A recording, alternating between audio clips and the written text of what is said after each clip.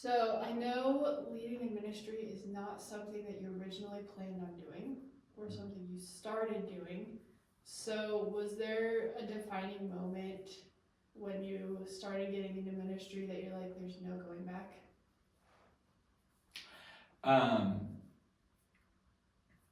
The thought that pops in my head, we were missionaries serving in Mexico. Engage was just getting started.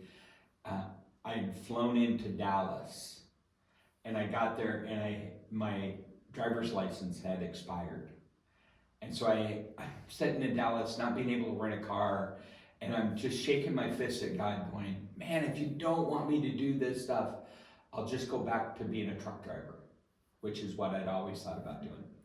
Um, Went back to the counter, the rental car counter, and they said, "Hey, Washington State has a thing that they'll send you a letter, or they have a letter you can sign. You get it online, print it up, and it gives you 1 month extension on your driver's license." And so I did that, and I was able to accomplish my task.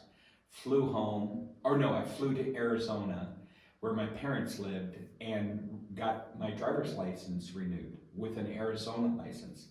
But I lost my CDL, which is the license that allows me to be a truck driver, bus driver. Yeah. And it was at that moment I had to make a decision going, because I'd always thought, if this doesn't work out, even in Dallas, I was going, I'll go back and be a truck driver. But I lost the license right there. And so there was no turning back. I had to be a missionary. That's a good way to do it. Yeah. How has that moment shaped you to this day, or how has it impacted you, like, to this day? Do you ever think Like about the it? Arizona moment? Oh, I think about it often, wishing I still had that, because it's a fallback. I could have always done that. And I suppose I still could, but it's $5,000 to get your CDL, and I just never had that kind of money. But I've often thought that I'd be a better truck driver than a pastor. Apparently God disagrees. Yeah, that might be true. Who has had the biggest impact on your leadership, and what did they teach you? Probably Phil Schmidt. He was a missionary I served with my first year, even at language school. We lived in a house that was turned into apartments. They lived in the basement apartment, and we lived in the top floor. And Phil became just my best missionary friend, still to this day.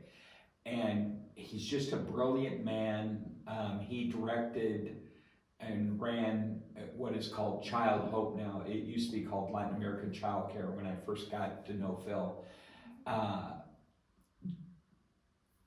Great conversations, and he just challenged me about leadership and what that looked like. Learned a lot from Phil. That's cool.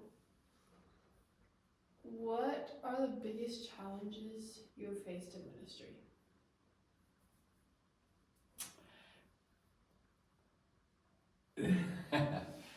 Okay, I'll tell you, because it's recent, that it's reoccurring and recent. As of even this morning, I was talking to a pastor down in Arizona, and we were talking about legacy, and we were talking about who takes over Engage. At 66 years old, who takes over Engage? And I told you guys about this in the intern class yesterday about Ecclesiastes. How Solomon, the wisest person in the world, ever wise, didn't have a contingency plan, didn't have a legacy plan, didn't set up to who follows him, because he never saw anybody that could really do what he was as passionate and as skilled to do. So you read it in Ecclesiastes 2, he just goes, there's no sense, nobody will do it as good as me, why bother? And there's times when I think about it, especially Engage. Now, youth ministry, I don't worry about it, because Pastor Maria, I think, will do a great job following up. But when it comes to Engage, I have looked for my replacement, but I have never found somebody that they either want it to be a job and they want to be paid, and they see the glamour of traveling around and speaking, but they don't see the backstory of it. It's how much it's cost to even make it happen, and I don't have people willing to pay that price. And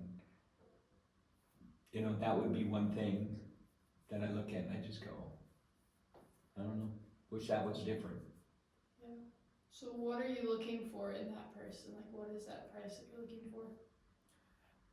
Somebody that would operate on the same sort of vision, going, I created Engage to help students clarify, discover, figure out what mission was in their life.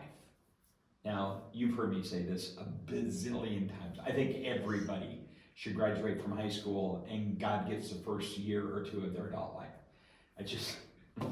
I don't see anything in scripture that stops it. There are models out there like the Mormons and stuff that prove that it locks people into a life with, Mormon kids stay in the church, stay involved, and I think it has a lot to do with them spending 2 years knocking on doors telling people about their God.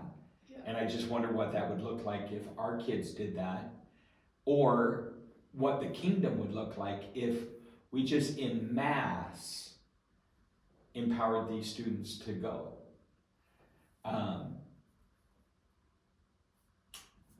don't know. Yeah. Does that answer your question? But I've never found somebody that leans into that and goes, yeah, that's what we got to do. So somebody who's got that vision. Yeah, Yeah. I've never met that person. They see it as a job, and I have never thought of this as a job. Yeah. This was a passion, a calling, whatever you want to call it. Yeah. That's cool.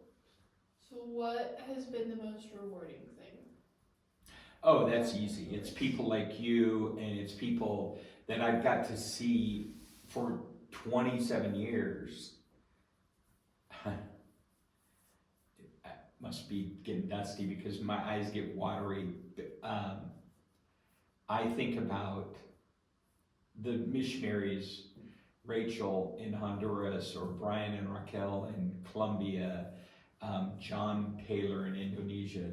These young people that I've got to, see them early as just out of high school, knuckleheads. Now they're tearing up the world and making a difference, and I get to be part of that. Yeah. And again, remember, in my head, I think of myself as a truck driver. You've heard me tell, the people we work with Cameron and Maria, they are 5 coin people. They're high level, high skilled people. I've never thought of myself that way. I'm a 1 coin. I just don't want to get to heaven and hear, depart from me, you evil, vile person, you could have done something. I'm going to spend my coin and get to heaven and go, you only gave me 1 coin, God, that was it. You give me 1. Yeah. And I think I tried to do as best as I could with it. So